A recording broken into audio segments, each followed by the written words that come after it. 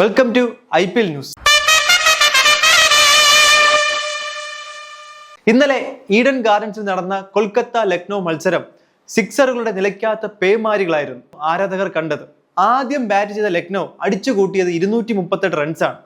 അത് ചേസ് ചെയ്യാൻ ഇറങ്ങിയ കൊൽക്കത്ത അടിച്ചത് 234 റൺസ്. 4 റൺസിന് ലക്നോ മത്സരത്തിൽ വിജയിക്കുകയായിരുന്നു. ടോസ് നേടിയ കൊൽക്കത്ത ലക്നൌവിനെ ബാറ്റിംഗിന് അയക്കുകയായിരുന്നു. മാർക്രവും മാർഷും ഗംഭീര തുടക്കമാണ് നൽകിയത്. പിന്നാലെ വന്ന പൂരൻ നിറഞ്ഞാടുകയായിരുന്നു. പൂരത്തിന് വെടിക്കെട്ട് തിരികൊളുത്തിയ പോലെയായിരുന്നു പൂരന്റെ ഇന്നിങ്സ്. 8 സിക്സ് ഉൾപ്പെടെ 36 പന്തിൽ 87 ആയിരുന്നു പൂരൻ നേടിയത്. ഒരു ഘട്ടത്തിൽ ഒരു സെഞ്ചുറി ആരാധകർ പ്രതീക്ഷിച്ചു. ഓവറുകൾ അവസാനിച്ചത് കൊണ്ട് മാത്രം സെഞ്ചുറി നഷ്ടമായി.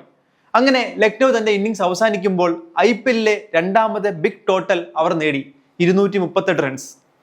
മറുപടി ബാറ്റിംഗ് നിറങ്ങിയ കൊൽക്കത്ത തകർത്തടിച്ചു തന്നെയാണ് തുടങ്ങിയത്. നരേനും ഡീകോക്കും ഒന്നിനൊന്ന് മികച്ചതായി ബാറ്റ് ചെയ്തു. പിന്നാലെ വന്ന അജിങ്ക്യ രഹാനെയും തന്റെ ബാറ്റിംഗ് വൈഭവം പുറത്തെടുത്തു.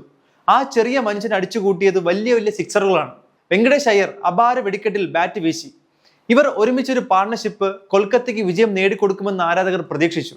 പക്ഷെ പെട്ടെന്നാണ് വിക്കറ്റുകൾ ഓരോന്നോരോന്നായി നഷ്ടപ്പെട്ടത്. അവസാനം റിങ്കു സിംഗ് വിജയത്തിൽ എത്തിക്കുമെന്ന് പ്രതീക്ഷിച്ചു. എങ്കിലും കളി അവസാനിക്കുമ്പോൾ 4 റൺസിന് കൊൽക്കത്ത പരാജയപ്പെടുകയായിരുന്നു. റിങ്കു സിംഗ് അനായാസം ഓടിയെടുക്കേണ്ട സിംഗിൾസുകളാണ് മിസ്സാക്കി കളഞ്ഞത്. ഇത് തന്നെയാണ് കൊൽക്കത്തയുടെ പരാജയ കാരണവും. അനായാസം ഓടിയെടുക്കാവുന്ന റൺസുകൾ നഷ്ടപ്പെടുത്തി തനിക്ക് വിജയിപ്പിക്കാൻ പറ്റും എന്ന ഓവർ കോൺഫിഡൻസ് ആണ് റിങ്കു സിംഗിന് വിനയായത്.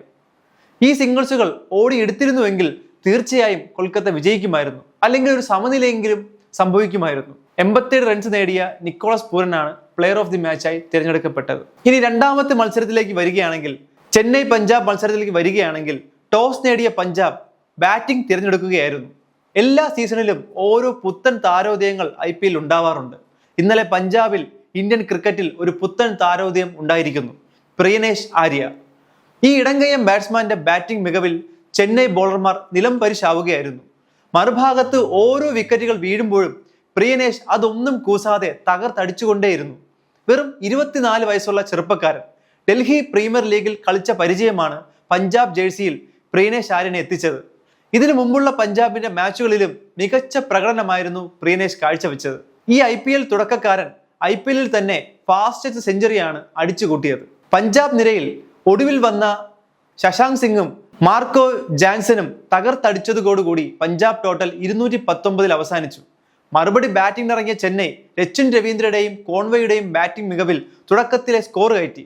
രവീന്ദ്രയുടെ വിക്കറ്റ് പോകുമ്പോൾ ക്യാപ്റ്റൻ ഋതുരാജ് കളത്തിലിറങ്ങി. പക്ഷെ ക്യാപ്റ്റൻ ഈ കളിയും നിരാശപ്പെടുത്തുകയായിരുന്നു. ഇമ്പാക്ട് പ്ലെയറായി വന്ന ശിവൻ ദുബെ തകർത്തടിച്ചുവെങ്കിലും ഒരു കംപ്ലീറ്റ് ഇന്നിങ്സായി അത് മാറിയില്ല. പിന്നാലെ വിജയ് ശങ്കറിന്റെ സ്ഥാനത്ത് തല ധോണി എല്ലാവരെയും ഞെട്ടിച്ചുകൊണ്ട് ക്രീസിലെത്തി. തന്റെ മേലുള്ള വിമർശന ശരങ്ങൾ അവസാനിപ്പിക്കാനുള്ള തീരുമാനം ധോണിയുടെ ബോഡി ലാംഗ്വേജിൽ കാണാമായിരുന്നു. ധോണി അതിന് പരമാവധി ശ്രമിക്കുകയും ചെയ്തു. അവസാന 2 ഓവറുകളിൽ 50 റൺസിനോട് അടുത്തുണ്ടായിരുന്നു ചെന്നൈയുടെ വിജയലക്ഷ്യം. ഹർഷദീപ് സിംഗിന്റെ ഓവറിൽ പഞ്ചാബ് വിജയം ഏകദേശം കൈപ്പിടിയിലാക്കി. അവസാന ഓവറിലെ ആദ്യ പന്തിൽ ചഹലെടുത്ത ക്യാച്ചിൽ ധോണി ഒതുങ്ങിയതോടുകൂടി ചെന്നൈയുടെ പരാജയം പൂർണ്ണമായി. ഈ പരാജയത്തോടുകൂടി ചെന്നൈ തങ്ങളുടെ 9ാം സ്ഥാനം ഉറപ്പിച്ചു. തലയുടെ ചെന്നൈക്ക് എന്തു പറ്റിയെന്ന് ചോദിച്ചാൽ അവർക്ക് പോലും മനസ്സിലാക്കാൻ പറ്റാത്ത അവസ്ഥയാണ്. എന്തായാലും ചെന്നൈ നല്ലൊരു തിരിച്ചുവരവ് നടത്തുമെന്ന് നമുക്ക് പ്രതീക്ഷിക്കാം. ഇനിയും അവർക്ക് ആദ്യ 4 സ്ഥാനങ്ങളിൽ ഇടം പിടിക്കാൻ സാധിക്കും. ഇന്ന് രാജസ്ഥാനും ഗുജറാത്തുമാണ് പരസ്പരം ഏറ്റുമുട്ടുന്നത്.